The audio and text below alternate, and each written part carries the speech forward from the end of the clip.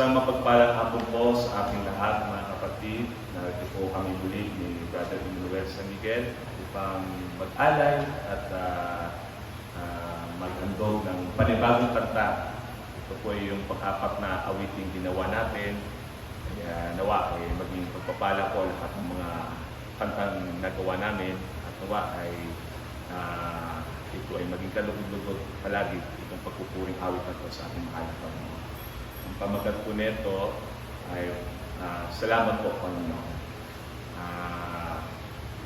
Pakinggan niyo po yung mensahe ng awitin at ito naway maging pagpapala po sa ating lahat.